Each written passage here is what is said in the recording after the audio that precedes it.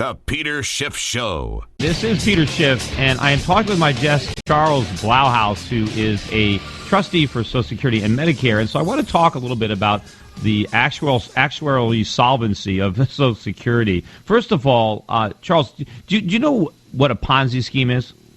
I do indeed. Okay, so could you describe to me the difference between Social Security and a Ponzi scheme?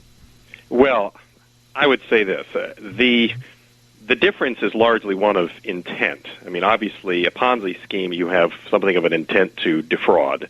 But there are. Well, I'm not talking about the intent. I'm talking about what it actually is. I mean, right, how a Ponzi scheme is financed. Is there a difference between the way a Ponzi scheme is financed and the way Social Security is financed? Well, there's certainly strong similarities. I mean, but is there a difference? Is there any difference?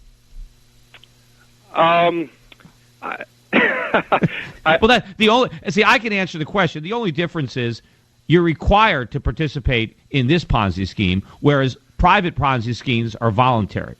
But the fact of the matter is, just because the government mandates everybody participate doesn't validate a Ponzi scheme. It doesn't make it work. Joining me now is Andrew Biggs, who is a former principal deputy commissioner of the Social Security Administration.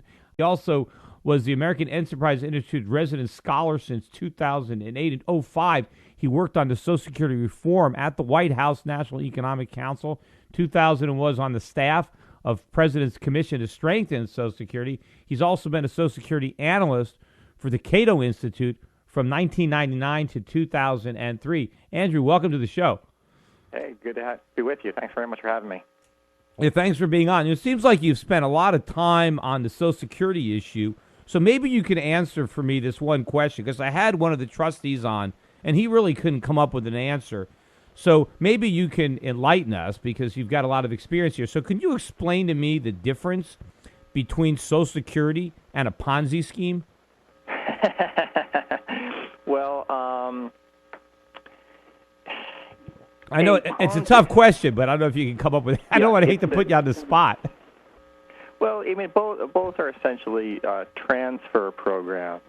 I guess that the difference would be technically, I mean, a Ponzi scheme would promise a rate of return which is mathematically impossible to produce.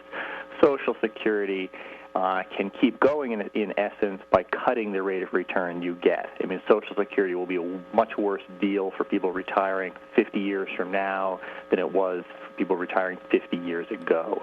So in that sense, it's sustainable in a way a Ponzi scheme isn't, but it's sustainable by virtue of paying people in the future a poorer deal or a poorer rate of return. So basically you're saying it works because it rips everybody off who comes in later on. They don't get what they think they're going to get. Well, I mean, the issue with Social Security was it was an incredibly good deal for early participants in the program. I mean, people... but isn't that true of all Ponzi schemes? The people who get in early, they get a great deal. They make out Sure. because of the people who come in later. I don't deny that at all. I mean, the early participants received something like $17 trillion more in benefits than they paid in taxes. So Social Security is a little bit like a seesaw. If one end of the ladder got a very, very good deal, it means people in the future are going to pay $17 trillion more in taxes than they'll receive in benefits. Right. I mean, isn't that what happened with Madoff? I mean, there were a lot of people in the Madoff scheme that got in early that made a lot of money off of the fact that suckers came in later on.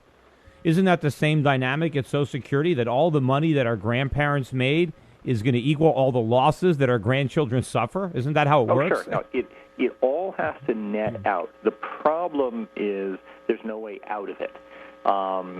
People said, well, Social Security pays a poor rate of return. Let's go to a private system that will pay you a higher rate of return. It doesn't. It unfortunately doesn't work that way because that $17 trillion is gone. Yes, it's money that you're never going to get back. But that's just how these programs work. Well, the problem is they don't work. I mean, I agree. There's no way out of it other than to end it, which is the best thing to do. I mean, Ponzi schemes are illegal for a reason. They're illegal because they don't work. And if they don't work in the private sector, they don't work in the public sector. So to try to orchestrate on a federal level something that Bernie Madoff failed in doing makes no sense as a national policy. Don't you think it would make more sense to admit that it's a Ponzi scheme? It's not a funded retirement account the way Roosevelt sold it to the American public, and we need to put an end to it? Well, you should be clear of what it is and what it isn't. It clearly isn't a funded pension program. You don't have an account with your name on it. At the same time, though, the ending it will not get rid of the $17 trillion loss to current and future participants. Oh no! I mean, there's no way to get that money back. The question is, we've already blown 17 whatever trillion, whatever that is. Why do we have to keep losing money? Can't we acknowledge it's a mistake and then stop digging the hole deeper and just get out from under this thing? Well, the question, I mean, at the end of the day, again, you're not, the $17 trillion is what it is. You can't make it less, but you can't make it deeper as well. Somebody has to bear that cost. And the question for Social Security reform, unfortunately, is who does it? How is the cost borne over time? How is it borne across people with different income levels? There are good reasons to have a Social Security program. That a lot of people, I wish I could think of one. Well, lacking Social Security, a good number of people would not save for retirement. When they get to retirement, we're living in a democracy, they'll vote themselves a benefit at the cost of the responsible people who did save. But the problem is, the government universal program helps both ends of it. But the problem is the government didn't save any of the money. So the government said we need Social Security because Americans won't save, and then the government took the money and spent every nickel of it. I mean, at least the public. No, you're totally right. That especially for the past 25 years or so, the Social Security surpluses have subsidized consumption in the rest of the budget, and so we're no better off today for having done that. And meanwhile, at least when Roosevelt first started Social Security, they exempted the self-employed because they figured if you're smart enough to be self-employed, you're smart enough to save your retirement. Now the government is forcing, Bill Gates and Warren Buffett to pay into Social Security. I mean, obviously, clearly, they're smart enough to save for their own retirement. Why do they have to be forced into Social Security? Well, the original proposal for Social Security from Roosevelt's Committee on Economic Security said that anybody with earnings above a certain cap, about 3 times the average, wouldn't even participate in the program. So there'd be no question of it being a welfare program that took money from the very rich and gave it to the poor. Now the sort of push for folks on the left who claim to be defenders of the traditional program is to go more and more after the high-income people. That's not how the system was originally set up. And I think, people just need to keep in mind, what do we want this thing to do? Yeah, well, I think right now, the best thing to do is to try to take care of the people who unfortunately put their trust in government and didn't save for their retirement, mainly because of the moral hazard of Social Security. Try to put them on welfare. But people who did save and people who have wealth, I mean, right now the Social Security system is a transfer from the young and the poor to the old and the rich.